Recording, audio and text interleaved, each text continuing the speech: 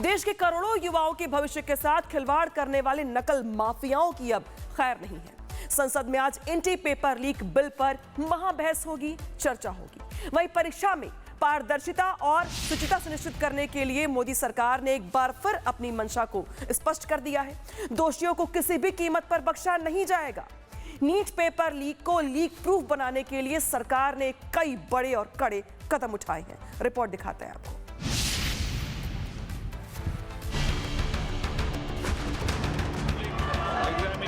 Bracket prevention of unfair means amendment bill 2026 जो सदस्य इसके पक्ष में आ गए।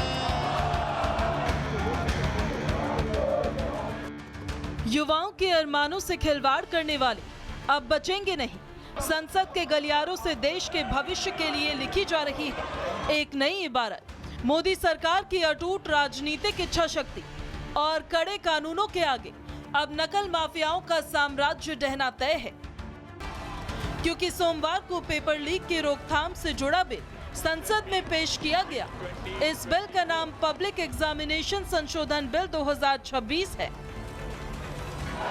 The Public Examinations (Bracket) Prevention of Unfair Means Amendment Bill 2026 to amend the Public Examination Prevention of Unfair Means Bill 2024। इस नए कानून पर आज संसद में महाचर्चा होनी है। जानकारी के मुताबिक दोपहर 12 बजे इस बिल पर चर्चा शुरू होगी।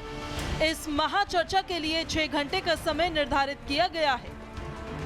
सरकार का कहना है कि ईमानदारी से तैयारी करने वाले छात्रों का भविष्य सुरक्षित रखने के लिए कानून को और मजबूत बनाया जा रहा है। नए कानून में कई ऐसे प्रावधान जोड़े गए हैं जो इस कानून को और भी सख्त बनाएंगे। जानकारी के मुताबिक नए संशोधन एंटी पेपर लीक बिल में कड़ी सजा का प्रावधान किया गया है। परीक्षा में गड़बड़ी या पेपर लीक मामलों में व्यक्तिगत लिप्तता पर सजा को बढ़ाकर 10 साल तक की कैद और 50 लाख रुपए तक का जुर्माना तय किया गया है। यदि कोई संगठित सिंडिकेट या संस्था इसमें शामिल पाई जाती है तो जुर्माने की राशि को बढ़ाकर 10 करोड़ रुपए तक कर दिया गया है। मामलों के जल्द से जल्द निपटारे के लिए विशेष फास्ट ट्रैक अदालतों के गठन का प्रस्ताव है, जहां रोजाना सुनवाई होगी और चार्जशीट दाखिल होने के 3 महीने के भीतर ही ट्रायल पूरा किया जाएगा। साथ ही जांच की समय सीमा 2 महीने तय की गई है। इसके अलावा नए कानून में 15 तरह के अपराध स्पष्ट किए गए हैं, जैसे पेपर लीक, OMR शीट से छेड़छाड़, फर्जी वेबसाइट, फर्जी एडमिट कार्ड आदि। आपको बता दें कि पेपर लीक मुद्दे पर प्रदर्शन के बाद पीएम मोदी एक्शन मोड में नजर आ रहे हैं। उन्होंने खुद इसकी कमान ली है। पीएम मोदी पेपर लीक के मामले पर लगातार युवाओं से संवाद कर रहे हैं। उन्होंने पहली बार 23 जुलाई को वीडियो जारी कर पेपर लीक रोकने के लिए नया कानून लाने की बात कही थी।